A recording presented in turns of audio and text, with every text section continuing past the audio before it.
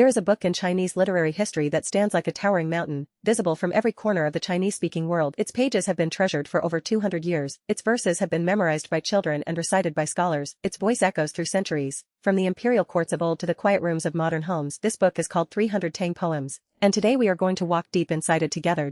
We will discover not just what it contains, but why it matters, how it was born, what people have said about it, and which poems inside it still hold the power to make us feel something profound. To understand 300 Tang poems, we must first understand the era from which it draws its lifeblood. The Tang dynasty lasted from the year 618 to 907. It spanned nearly 300 years of Chinese history. This was the golden age of Chinese civilization. The empire stretched from the Korean peninsula in the east to the deserts of Central Asia in the west. The capital city of Chang'an was the largest city in the world, home to over 1 million people, a place where merchants from Persia, India, and beyond walked the same streets as Chinese officials. It was an age of unprecedented cosmopolitan energy, artistic flourishing, and political ambition. In this extraordinary era, poetry was not a hobby. It was the language of civilization itself. Scholars composed poetry to pass the imperial examinations. Generals wrote poetry before battle. Emperors wrote poetry to celebrate their achievements. Friends wrote poetry to each other when they parted. Poets wrote poetry to express grief, joy, longing, political dissent, and spiritual insight. Poetry was woven into the fabric of daily life in a way that is almost impossible to imagine today. If you wanted to communicate anything of depth or sophistication, you wrote it in verse. The great poets of the Tang, like Li Bai and Du Fu, were not obscure figures whispering in corners. They were household names, celebrities of their age, whose verses were quoted in teahouses and taverns across the empire. Now let us turn to the book itself. The full title is 300 Tang Poems, selected by Mr. Hao of Qinhuai. The compiler was a man named Sun Zhu, who lived during the Qing dynasty in the 18th century. He was born in 1711 and died in 17. Sun Zhu was a scholar and a teacher, and he wrote this collection with a remarkably clear purpose. He wanted to create a single volume that would serve as the perfect introduction to Tang poetry for ordinary people, especially young students. He was not trying to create an exhaustive anthology. He knew that thousands of Tang poems existed, and no single book could contain them all. Instead, he was trying to curate the very best, the most essential poems, the ones that every educated person should know and carry in their heart. The title itself is almost accidental in its final form. Sun Zhu originally planned to call the book Selections from the Qinhuai House, but when he showed the manuscript to his wife, she read through it and said something that changed the course of Chinese literary history. She told him that 300 poems was the perfect number. It was a complete set. It was manageable. It was elegant. And so the book became 300 Tang Poems, and the number 300 stuck, even though the actual count varies slightly depending on the edition. Some versions contain 289 poems, others contain 301, but the name has remained unchanged for over 2 centuries. The book was first published in 17, during the reign of the Qianlong Emperor. It was an immediate success. Within decades, it was the most widely read poetry anthology in China. Parents bought it for their children, teachers used it in schools, students memorized its poems as part of their education. It became, in effect, the gateway through which every Chinese person encountered their own literary heritage. Even today, if you ask any educated Chinese person to recite a Tang poem, there is a very good chance that the poem they choose comes from this very collection. Let us now look at what is actually inside the book. The 300 poems are organized by poetic form, not chronologically and not by theme. The first section contains gushy poems, which are ancient-style poems. These are longer, freer poems that do not follow strict tonal patterns. They include some of the most famous and emotionally powerful poems in the entire collection. The second section contains jueju, or quatrain poems. These are short 4-line poems that pack enormous meaning into just 20 or 28 characters. The third section contains lushur, or regulated verse poems. These are the most technically demanding form, with strict rules about tonal patterns, parallelism, and rhyme. Each section contains poems from dozens of different poets, spanning the entire Tang dynasty.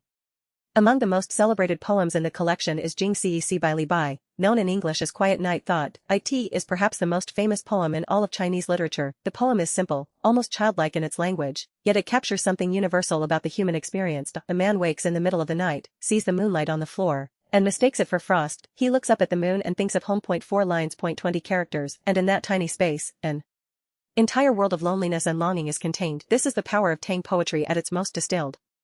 Another masterpiece in the collection is Chen Shao by Meng Haoren, known as Spring Dawn. The poem describes a spring morning after a night of rain. The poet hears birds singing and thinks about the flowers that have been scattered by the wind and rain. Again, the language is simple. Again, the poem is tiny, but the feeling it evokes is enormous. It is the feeling of impermanence, of beauty that is fleeting, of the quiet sadness that comes with understanding that nothing lasts. This is a poem that has been memorized by millions of Chinese children, and it is often their first encounter with the deep emotional world of classical poetry. The collection also contains some of Du Fu's greatest works. Du Fu is often called the sage of poetry, and his poems in 300 Tang Poems reveal why. His poem Chun Wang, or Spring View, was written during the Inlushan Rebellion, when the Tang capital was captured and the empire was torn apart. The poem opens with the line about the country being shattered, mountains and rivers remaining. It describes a city in ruins where grass grows wildly and flowers make people weep. The poem is a masterpiece of political and personal grief woven together. It shows how the personal and the political are inseparable, how the fall of a nation is felt in the heart of every individual. What makes 300 Tang Poems so special is not just the quality of the individual poems, it is the extraordinary range of voices and emotions that the collection contains. You will find poems about love and loss, about war and peace, about nature and philosophy, about friendship and farewell, about the passage of time and the meaning of life. You will find poems written by men and by the rare women poets of the era. You will find poems written by officials and by hermits, by soldiers and by travelers, by the young and by the old. The collection is a mirror of the entire human experience, reflected through the lens of 8th and 9th century China. The poets represented in the collection include Li Bai, who is known as the immortal of poetry. His poems are full of imagination, wild energy, and a sense of freedom that seems almost supernatural. Then there is Du Fu, the sage of poetry, whose work is marked by its depth of feeling, its technical mastery, and its profound concern for the human condition. There is Wang Wei, the poet Buddha, whose poems about nature and meditation are so tranquil that they seem to carry the reader into a state of quiet contemplation. There is Bai Juyi, whose poems are known for their accessibility and their emotional directness. There is Li Shangyin, whose poems are mysterious and layered, full of illusion and ambiguity that scholars have debated for centuries. Now let us talk about how people have responded to this book over the centuries. The praise for 300 Tang Poems has been consistent and enthusiastic. For generations, it has been considered the essential poetry book. Parents have told their children that if you know the poems in this book, you know the soul of Chinese culture. Teachers have used it as the foundation of literary education. Scholars have written commentaries on it, not because they needed to improve it, but because they wanted to help readers understand its depths. One of the most common praises for the collection is that it is perfectly balanced. It is not too long and not too short. It does not overwhelm the reader with too many poems, but it is substantial enough to give a real sense of the richness of Tang poetry. The selection criteria are clear and consistent. The poems are the best of the best, chosen for their beauty, their emotional power, and their technical excellence. No single poet dominates the collection, though Li Bai and Du Fu are naturally well represented. The result is a book that feels like a complete world, a miniature universe of poetic expression. Another common praise is that the collection is accessible without being simplistic. Some of the poems are simple enough for a child to understand, while others require deep study and reflection. This means that the book can be enjoyed at different levels at different times in your life. When you are young, you might memorize the simpler poems and enjoy their beauty. When you are older and have experienced more of life, you might return to the same poems and discover meanings that were hidden from you before. This is one of the reasons why 300 Tang Poems has remained so popular for so long. It grows with the reader. Scholars have also praised the collection for its historical significance. Before Sun Tzu compiled it, there was no single volume that contained the best Tang poems in a format that was accessible to ordinary people. Earlier anthologies were either too large and unwieldy or too narrow in their selection. Sun Tzu's collection filled a crucial gap. It created a shared cultural reference point, a common literary heritage that could be passed from generation to generation. When Chinese people around the world read 300 Tang Poems, they are connecting with the same text that their grandparents and great-grandparents read. They are participating in a continuous conversation that has been going on for over 200 years. Let us now examine some of the key sections of the collection in more detail. The Gushi section contains some of the longest and most narratively complex poems in the book. These poems often tell stories or explore themes in a more extended way than the shorter forms. One famous example is the Song of Everlasting Sorrow by Bai Juyi, which tells the tragic love story of Emperor Xuanzong and his concubine Yang Guifei. The poem is not actually in all editions of 300 Tang Poems, but the style of Gushi it represents is very much present. These long narrative poems show the range and ambition of Tang poetry, its ability to handle complex stories and deep emotional themes with grace and power.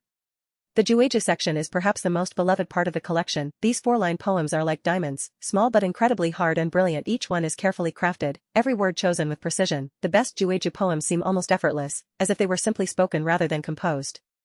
But this simplicity is an illusion. Behind every great quatrain is years of practice, deep learning, and extraordinary skill. The poet has mastered the form so completely that they can express complex emotions in just 20 or 28 characters. This is the poetry of compression and implication, where what is left unsaid is as important as what is said. The Lushur section showcases the technical brilliance of Tang poetry. Regulated verse requires strict adherence to tonal patterns, parallelism between couplets, and consistent rhyme. Writing a good Lushur is like solving a complex puzzle while also expressing genuine emotion. The best Tang poets could do both at the same time, creating poems that are technically perfect and emotionally moving. Du Fu was particularly celebrated for his Lushur, and several of his regulated verse poems are included in 300 Tang Poems. These poems often deal with themes of travel, friendship, and reflection, and they demonstrate the incredible range of what can be achieved within strict formal constraints. One of the most remarkable aspects of 300 Tang Poems is the diversity of themes it covers. There are poems about the beauty of nature, describing mountains, rivers, forests, and seasonal changes with vivid detail. There are poems about parting and friendship, capturing the bittersweet emotions of saying goodbye to someone you love. There are poems about the hardships of war and the suffering of ordinary people caught in conflicts they did not choose. There are poems about the passage of time and the inevitability of aging and death. There are poems about political ambition and the frustrations of official life. There are poems about spiritual longing and the search for meaning.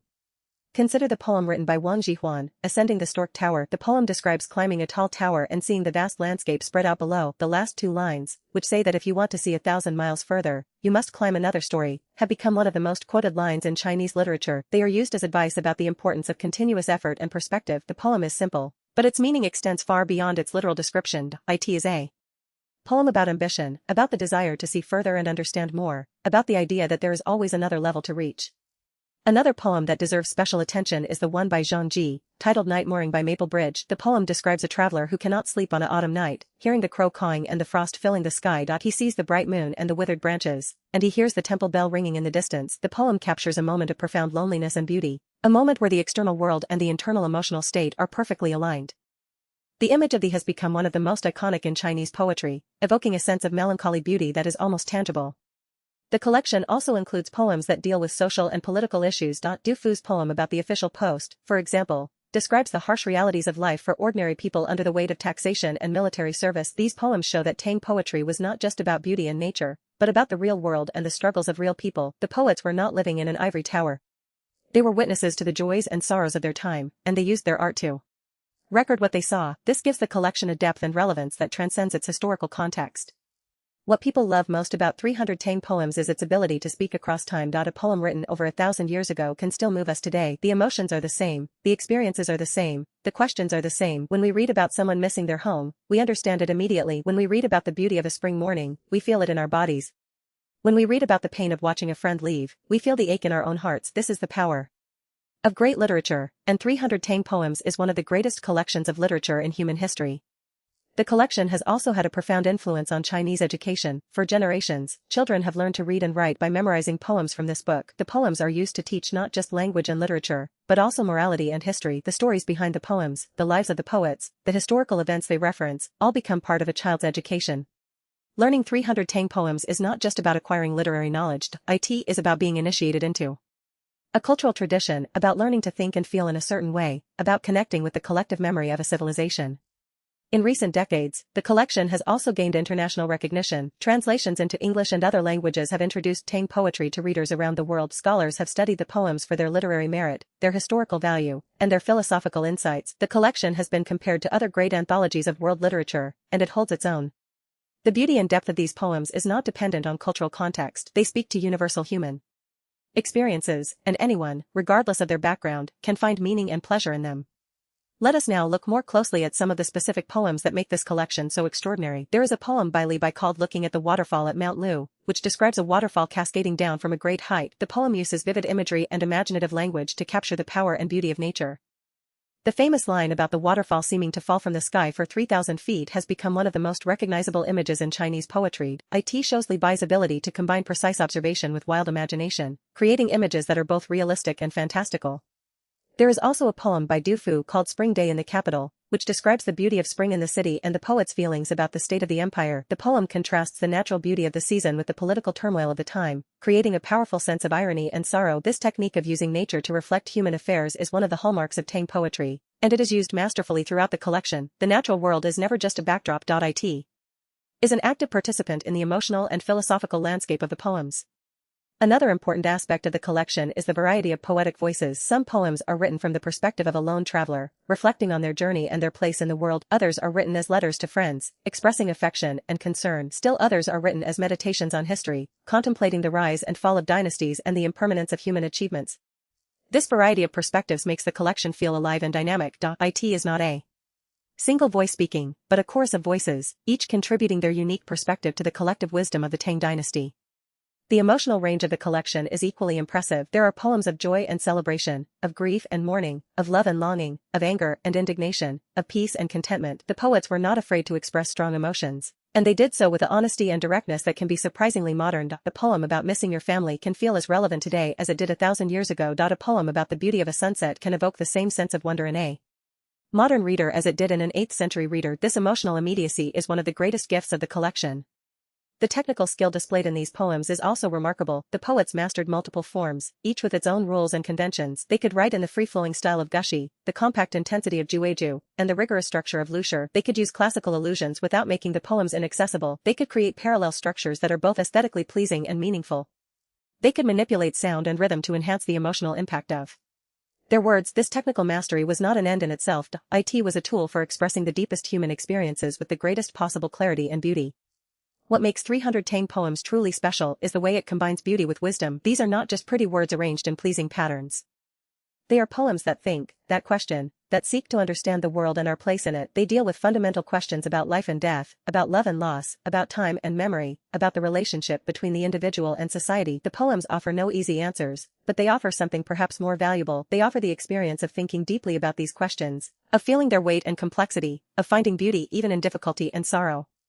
The cultural impact of the collection extends far beyond literature. References to Tang poems appear in Chinese art, music, calligraphy, and even popular culture. The images and phrases from these poems have become part of the visual and verbal landscape of Chinese-speaking communities around the world. When Chinese people speak to each other, they often quote lines from 300 Tang poems without even realizing it. These phrases have entered the language itself, becoming part of the way people express their thoughts and feelings. The collection has shaped not just how Chinese people read, but how they think and communicate.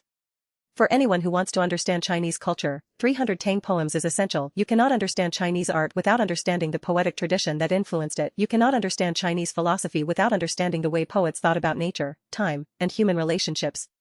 You cannot understand Chinese identity without understanding the shared cultural heritage that these poems represent. The collection is a key to a civilization, a window into the mind and heart of a culture that has endured for thousands of years. As we come to the end of our exploration, it is worth reflecting on what makes this book so enduring. Why, after more than 200 years, is it still being read, memorized, and loved? The answer is that the poems in this collection touch something fundamental in human nature. They express emotions and experiences that are universal and timeless. They are beautiful in their language and profound in their meaning. They connect us to a past that is distant yet strangely close, to people who lived and felt and thought in ways that are recognizably human. 300 Tang Poems is not just a book about poetry. It is a book about life, about what it means to be human, about the beauty and pain of existence. It is a book that has accompanied Chinese people through joy and sorrow, through peace and turmoil, through the rise and fall of empires. It is a book that has been passed from parent to child, from teacher to student, from generation to generation, carrying with it the wisdom and beauty of 1,000 years of poetic tradition. And it is a book that will continue to do so for many generations to come. When you read these poems, you are not just reading words on a page. You are entering into a conversation that has been going on for centuries. You are joining a community of readers who have found comfort, inspiration, and understanding in these verses. You are discovering, for yourself, the power of language to capture the ineffable, to give form to feeling, to make the invisible visible. This is the gift of 300 Tang Poems, a gift that has been given and received for over 200 years and will continue to be given and received for as long as people seek beauty and meaning in words. Thank you for joining me on this deep journey into one of the most important books in Chinese literary history. May the poems in 300 Tang Poems continue to inspire and move you, as they have inspired and moved so many others before you.